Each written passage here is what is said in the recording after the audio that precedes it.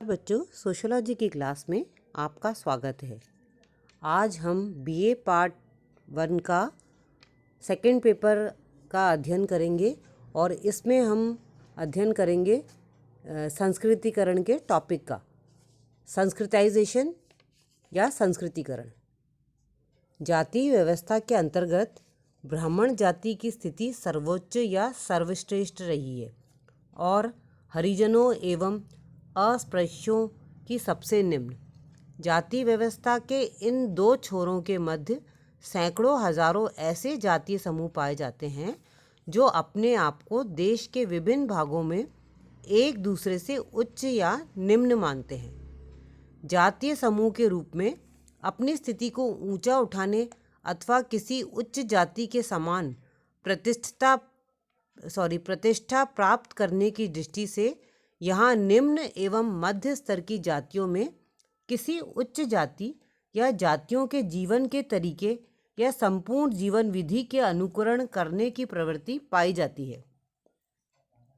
इस स्थिति को व्यक्त करने हेतु डॉक्टर M.N. श्रीनिवास ने संस्कृतिकरण नामक अवधारणा को प्रस्तावित किया।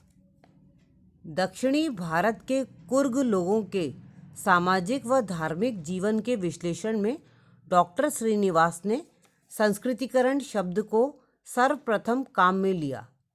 एक अवधारणा के रूप में इसका प्रयोग परंपरागत भारतीय सामाजिक संरचना व सांस्कृतिक गतिशीलता की प्रक्रिया का वर्णन करने के लिए किया गया। मैसूर के कुर्ग लोगों का अध्ययन करते समय डॉक्टर श्रीनिवास ने पाया कि निम्न जातियों के लोग ब्राह्मणों की कुछ प्रथाओं को अपनाने तथा अपनी स्वयं की कुछ प्रथाओं जैसे मांस खाने, शराब का प्रयोग एवं पशु बलि आदि छोड़ने में लगे हुए थे। उनके ऐसा करने का उद्देश्य जातीय संस्तरण की प्रणाली में अपनी स्थिति को ऊंचा उठाना था। वे ब्राह्मणों की भोजन संबंधी आदतों, उनकी वेशभूषा तथा कर्म कांडों की जीवन पद्धति का अनुकरण करके जातीय संस्तरण की प्रणाली में एक दो पीढ़ी में उच्च स्थिति की मांग प्रस्तुत कर सकें। गतिशीलता की इस प्रक्रिया का वर्णन करने के लिए श्रीनिवास ने प्रारंभ में ब्राह्मणीकरण शब्द का प्रयोग किया, लेकिन बाद में इसके स्थान पर आपने संस्कृतिकरण शब्द का प्रयोग किया। संस्कृतिकरण का अर्थ, meaning of Sanskritization. Doctor Srinivas ने अपनी पुस्तक religion and society among the Coorgs of South India में जाति की गतिशीलता की प्रक्रिया को व्यक्त करने हेतु संस्कृतिकरण का प्रत्यय का प्रयोग किया। जाति प्रथा में गतिशीलता सदैव संभव रही है और विशेषतः मध्य जातियों में। श्रीनिवास ने संस्कृतिकरण को प्रारंभ में इस प्रकार से परिभाषित किया।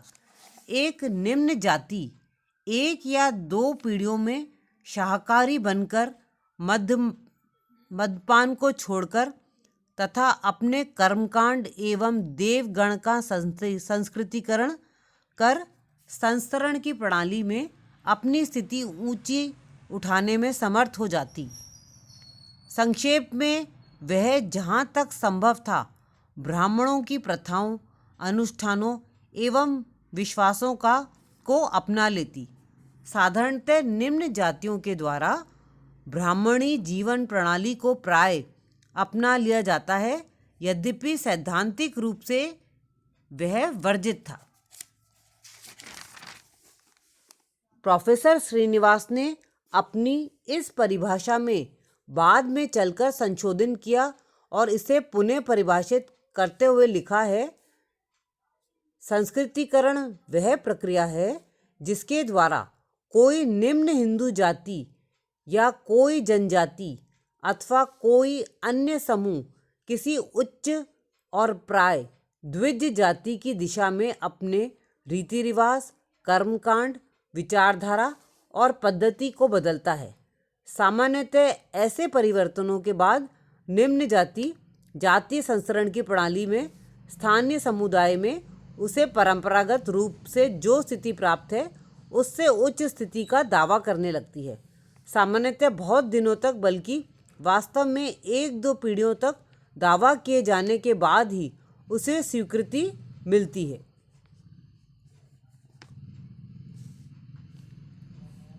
संस्कृतिकरण की पहली परिभाषा की तुलना में दूसरी परिभाषा अधिक व्यापक है, क्योंकि इसमें संस्कृतिकरण के केवल ब्राह्मणीय आदर्श को ही नहीं बल्कि अन्य आदर्श को भी सम्मिलित किया गया है। तो बच्चों, आज की क्लास में बस इतना ही। धन्यवाद।